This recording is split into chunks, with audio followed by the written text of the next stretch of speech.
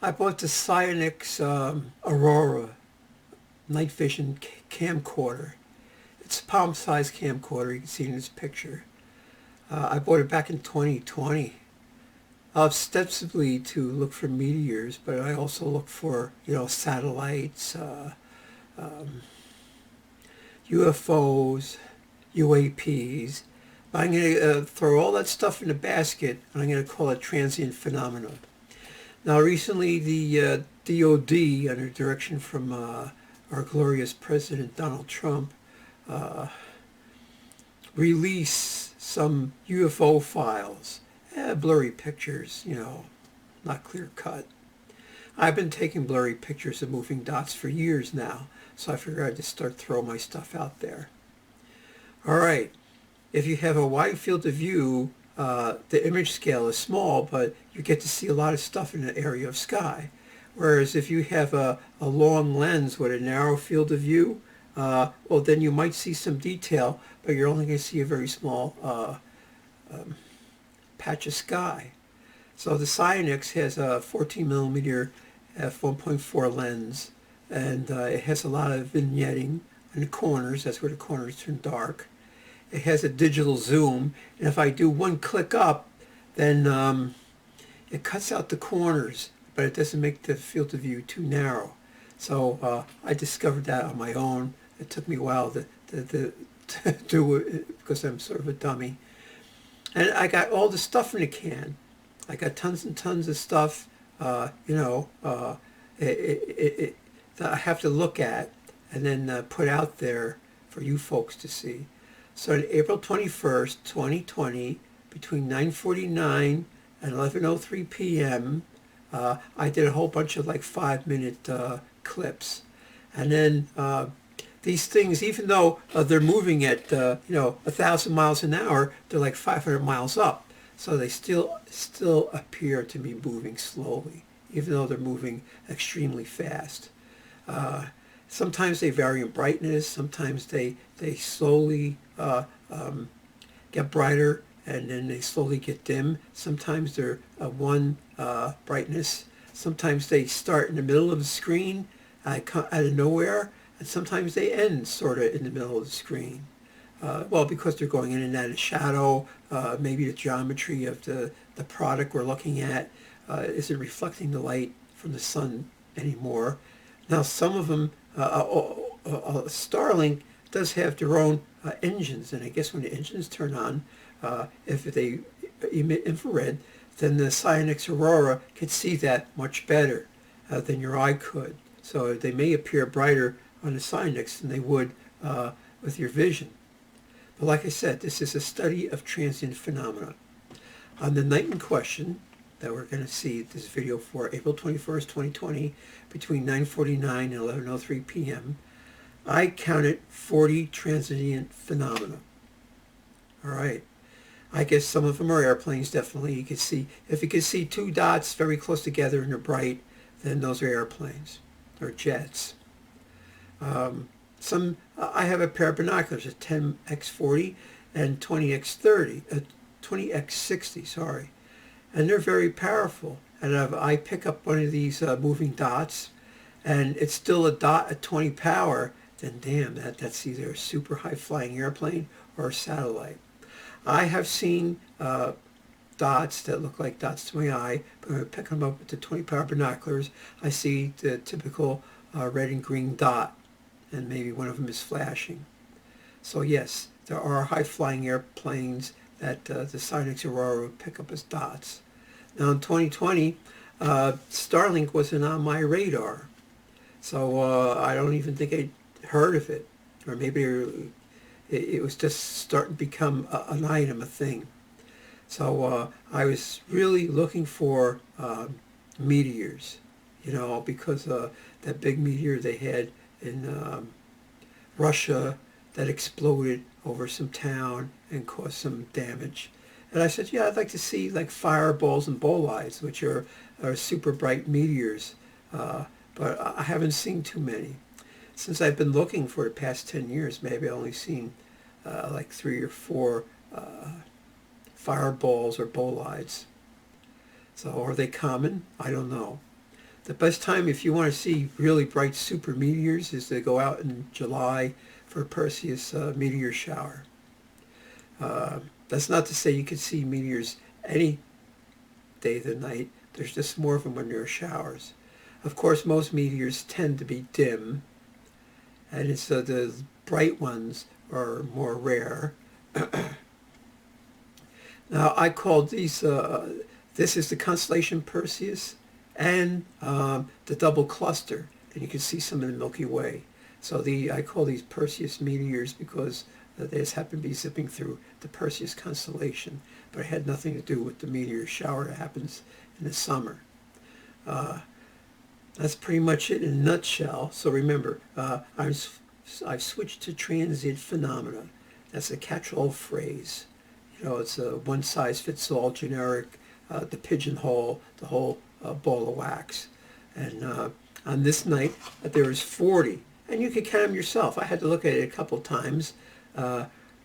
Maybe you'll count some other numbers. Maybe I missed one in a corner, or sometimes they zip by really fast.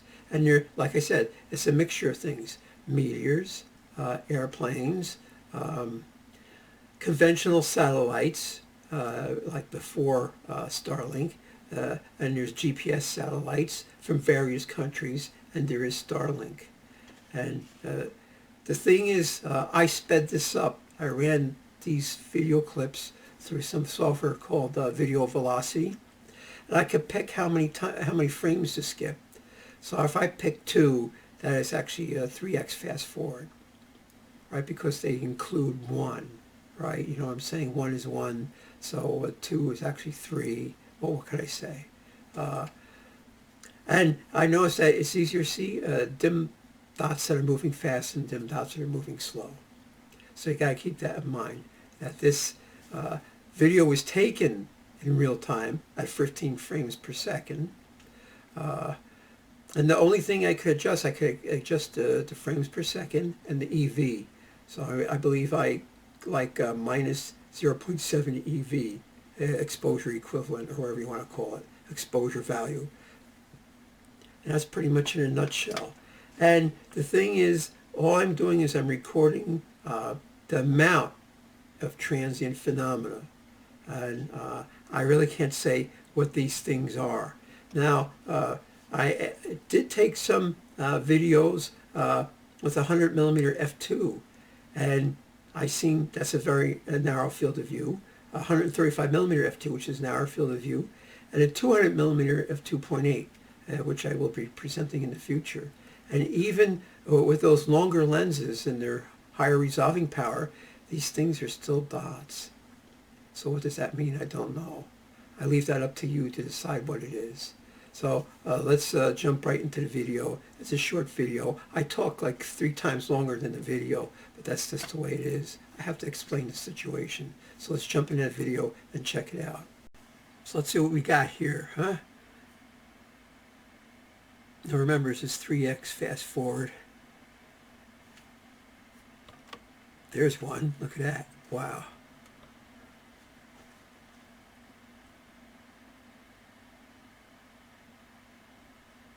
There's another one. There's another one. Like they're shooting all over, not coming from any general direction. Oh, look at that one. That's probably a plane. But it's hard to tell at this resolution.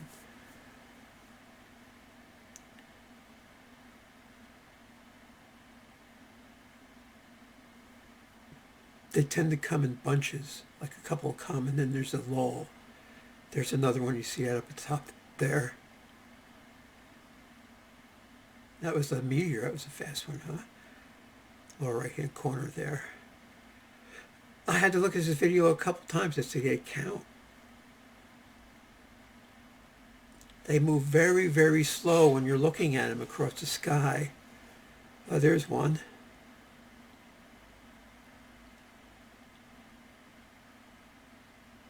There's another one. Those are probably Starlink. If they follow each other like that, that's Starlink.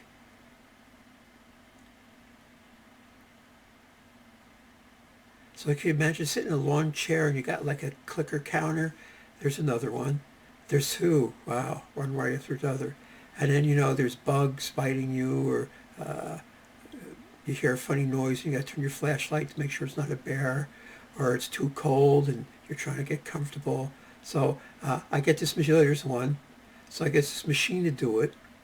I don't even look at them anymore in real time. I just fast forward them all, and then I look at them, and then I could check. Of course, then you're going to miss Festum meteors. There's another one. See, there's another one. I mean, the sky is full of these things. And using your eye, and you got to scan the whole sky. It's like a big dome. While you're looking in this direction, one could sneak by in another direction. Those flashes in the lower right-hand corner, that's the reflections of car lights off the top of the trees.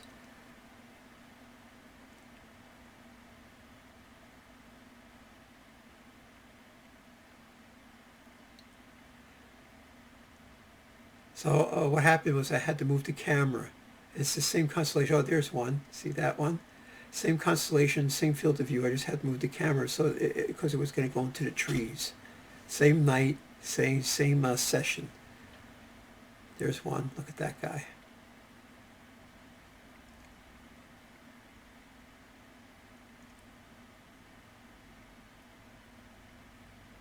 I mean, where I live in April, sometimes it's chilly in April. You have to wear a heavy jacket. You know, it could be in the 30s, high 30s at night. That's sort of cold to be looking at the sky, laying in a lawn chair. There's one. And then, you know, in the summertime you get bugs, biting bugs.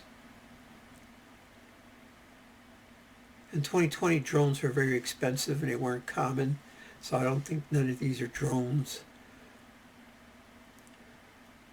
I don't even know what they are. Some of them are definitely airplanes. Some of them are definitely meteors. There's another one right there.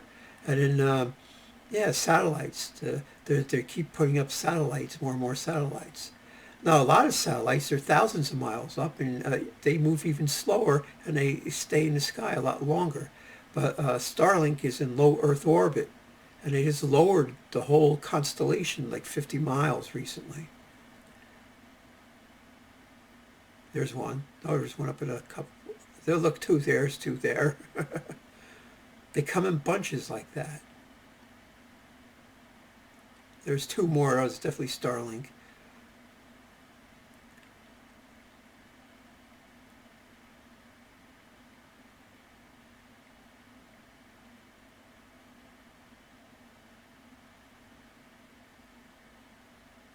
There's one. Oh, there's another one. So they always sneak by, coming two together.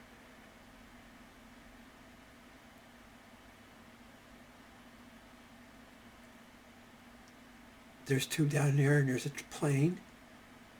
I think that's pretty much it. That's all, folks.